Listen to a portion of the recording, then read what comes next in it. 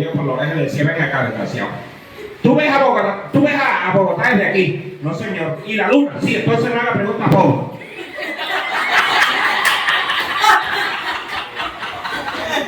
Era un señor que esa era la salida. Mire, yo ahora que ya estoy grande, que entiendo un poquito, yo no sé si mi abuelo era filósofo o era loco, porque se rayaban esas dos cosas. Durante toda la vida, cuando estaba, yo dije que yo tengo uso de razón o de locura, no se sabe. Todas las noches antes de acostarse cogía un puñado de sal y lo tiraba en la terraza de la casa y se iba a acostar. Mire, eso lo hizo casi toda la vida.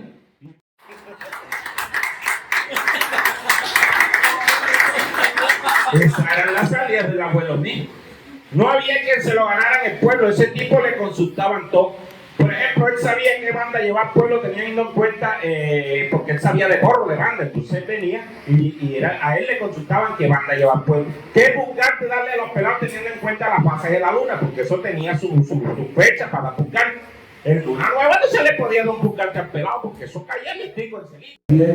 Hay gente que nos critica a veces, bueno, ¿por qué hablan así? No, porque estamos utilizando el léxico que utilizaban nuestros abuelos, que entre otras cosas no era hablar mal. Porque el otro día hablando decía que era que nuestros abuelos, por ejemplo, decían así es, pero eso era del español antiguo que se quedó acá. O de palabras que se formaron, por ejemplo, un suerte, que era un huracán, un suerte, aquí me dijo, no, ellos querían decir un viento del sureste. Un viento del sureste, pero como nada que en el campo, no, un suerte. Van a pasar miles y miles y miles y millones de años en el universo. O sea que somos un pequeño punto, no somos nada. Somos un pequeño punto entre la nada y la nada. No somos nada. Pero vea lo ambivalente de esto. El solo hecho de ser un pequeño punto en la historia eterna del universo quiere decir que somos algo y por aquí estamos aquí. Y que es hacer el bien, no perjudicar a nadie. Y ser feliz. Y usted feliz en la medida en que haga feliz a otro. Por eso yo le invito a que saque con otro pensamiento. Todo el mundo tiene problemas económicos, todo el mundo tiene problemas de salud, todo el mundo tiene problemas, hasta los ricos. Pero usted tiene que decir, yo vine a ser feliz. Por eso, mañana cuando usted se encuentre con un amigo y le pregunte, mire, ¿en qué quedó el problema ese que tú tienes? Usted no le va a responder, no, ese policía lo trasladaron. Porque eso es el chiste que iba a ser el único. Usted simplemente va a decir, eso se lo solucionó porque Dios ese problema lo ha trasladado. Muchas gracias, Dios lo bendiga. No, estaba rellenada. Todo el mundo haciendo oficio y ella rellenada, era arreinada, o sea, como una reina. Entonces, todos esos términos en realidad no son exageraciones, sino era lo que utilizaban nuestros abuelos, pero entre otras cosas, nuestros abuelos hablaban hasta bonito. Yo me acuerdo que mi abuelo decía, ese perro se va a caer, se va a ir estrafalado. Y tenía mucha la palabra, no, es estrafalado. Y un señor... Sí, yo no sé, ellos tenían sus palabras. Después yo me la encontré con 100 años de soledad. Y mira la palabra de vuelta. Desordenado. Y un día iba de la Unión para Sagún y venía un señor campesino y yo le di chance y se bajó y iba el peladito. Y entonces le dije, ¿usted para dónde va? Va para la casa. Entonces le paró y le dijo a la esposa, que era la abuela del peladito, hoy no me le des comida porque no quise ir al plantel.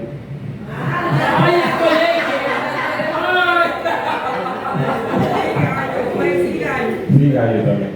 Nosotros reconocemos así, hemos seguido un cuento, un cuentero, y era un cuentero regionalista. Tú has mencionado, creo que desde Duramano, ¿cierto? Desde Dora, o sea, sin quedar media, y cada vez que te escuchamos, hacemos lo posible por ver, y nos encanta este regionalismo. Pero tú has dicho algo muy importante y es que estamos en un mundo.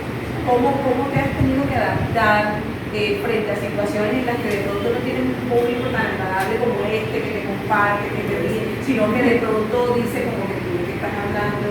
Es decir, ¿cómo te has adaptado? Claro, lo que pasa es que yo empecé contando historias.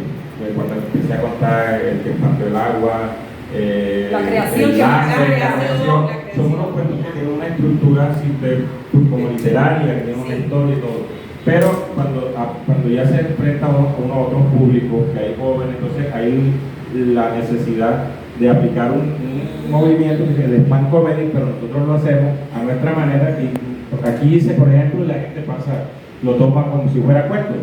Cuando yo hice la figura de la maca, de la zorra, estaba haciendo stand comedy. O sea que se adapta a la gente. esa figura de decir, por ejemplo, las mujeres también le tienen miedo a la zorra, que les pasó el trauma, eso es un sketch de stand comedy, que es tomar una idea recurrente y luego rematar con un apunte que tiene que ver con la misma. Entonces, la adaptación fue esa, tomar elementos de esos que se están dando y de una manera incluirlo acá, pero con ese mismo toque. Entonces, cuando tengo la oportunidad de hacer un teatro, yo cuento cuentos. Cuando tengo la oportunidad que estoy aquí, que hay jóvenes, que hay gente variada, entonces hago el recuento y comedia. Y cuando estoy ya en una discoteca o en un sitio de estos, de estilo bar, toca hacer comedia, pero costumbrista. Entonces sí tocó, pero eso lo va aprendiendo uno con el tiempo. A mí me costó al principio. Incluso cuando yo me daba miedo presentarme en un bar, yo decía, no, yo no puedo si la gente va a otra cosa, pero uno de tanto hacer el ejercicio ya va como convirtiéndose en un psicólogo empírico de toda esta situación. Reinaldo, a mí, yo le estaba preguntando a Hernán Hernández Severiche, que tú lo conoces perfectamente, que también en la obra de La Fiesta Brava hace costumbrismo. Yo le decía si el personaje, Rafa, él cuando muestran los títeres en Montería, la gente se ve reflejada. Él me decía que sí, que cuando él está haciendo La Fiesta Brava, algunos señores dicen, ese no sé quiéncito. O sea, se identifican cuando están viendo el personaje y dicen, claro, este es tal, ¿ves? Entonces te traslado a ti la pregunta, cuando tú cuentas, por ejemplo, tú antes contabas de una señora, ¿cómo que se llamaba? Zoila, que sé que existe, pero cuando menciona otro, en el público no hay alguien que te dice, ese tú estás hablando de tal persona, o te... Claro, porque es que uno toma, de los cuentos toma personajes reales para llevarlos a los cuentos, y casi todo pueblo está chismoso, está el loco, está el serio, está el respetuoso. Entonces cuando uno está contando, si alguien vivió por allá, dice, no, ese era un fulano que era así. Cuando yo decía, por ejemplo, que el señor respetado en todos los pueblos, estaba uno que todo el mundo era el líder, que todo el mundo le hacía acá.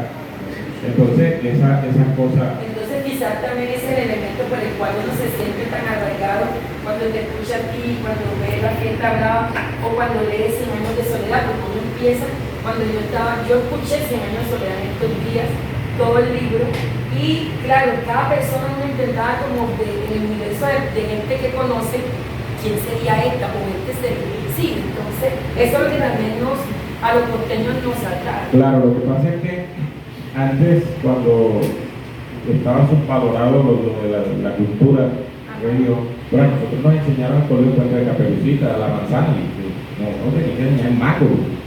La posibilidad de que en Salitrán yo conociera una manzana cuando estaban contando el cuento.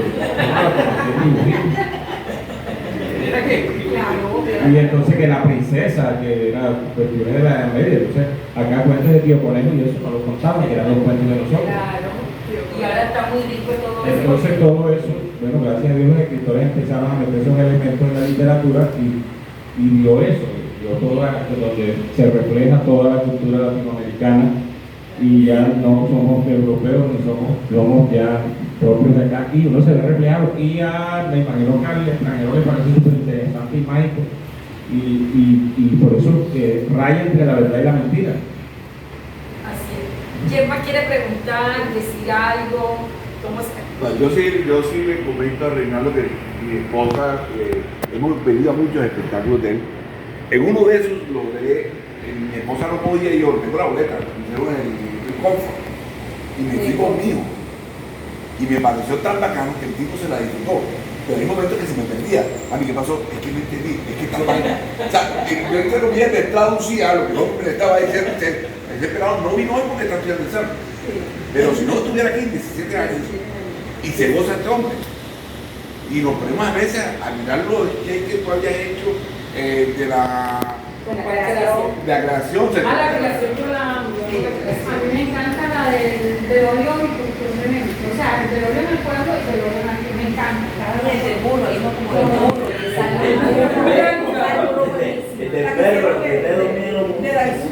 y yo lo estoy viendo desde que tenía como 15 años en la institución educativa el nacional, que era el sede de la cultura. La primera vez que lo vi. Bueno, agradecerles que nos estén siguiendo. Yo me muero, yo soy boyacense, ya les conté, vivo hace 35 años en Caribe y viví, digamos, muy de cerca en la Mojana, en la Comunidad de Sarcorte, y para mí encontrar a Reinaldo aquí fue encontrar a muchos personajes aquí en esos pueblos de la Mojana y de Sarcorte. Mi hijo tiene 23 años y vive en Bogotá en este momento, pero realmente, digamos, tú sabes cómo se usaba, o sea, San Antonio con todos estos temas, es realmente Sí, es maravilloso. que yo admiro mucho Boyacá porque también se parece mucho acá a nuestra zona por la riqueza cultural, la tradición, la música, el lenguaje que tienen, que el autóctono, la música carranguera, todas esas expresiones que están fortalecidas y que se dio a conocer más a nivel nacional porque como está cerca a Bogotá, entonces era el referente más criollo que había de las culturas populares, gracias a Dios, después ya empezamos a conocer toda la riqueza de Colombia, de los llanos, de la costa. Ay, vamos a los llanos y Colombia es demasiado Y bonito. bueno, sí, y muy bonito. Cuando uno tiene la oportunidad de salir, se da cuenta de que esto es demasiado bello y todo lo que comemos, la maracuyá, la guanábana, el mango, la chachagua. Por ejemplo, Ay, William, sí come eso. yo estaba en Ecuador y resulta que en un festival de cuentería que se hace en Ecuador fue primero J. Villaza, Es de Medellín. de Medellín. Entonces, como por las novelas era más relacionado el acento paisa como colombiano, entonces fue. Y después fui yo y me dijo, no, usted no es colombiano. Y yo, sí, no, pero no habla como colombiano, de la parte de Colombia. Después fue alguien que era de Bogotá. Y después fue de Santander. El esposo de Sandra. Y entonces, no, pero ustedes son varios países, pero cada vez que vienen hablando distinto. No, bueno, exacto, se sorprende. Y de todas las cosas que comemos también. ¿Cómo? Y un jugo de maracuyá, una amiga que vive en Francia, se llevaron a maracuyá, porque decía que eso era bien exótico. Eso es maravilloso.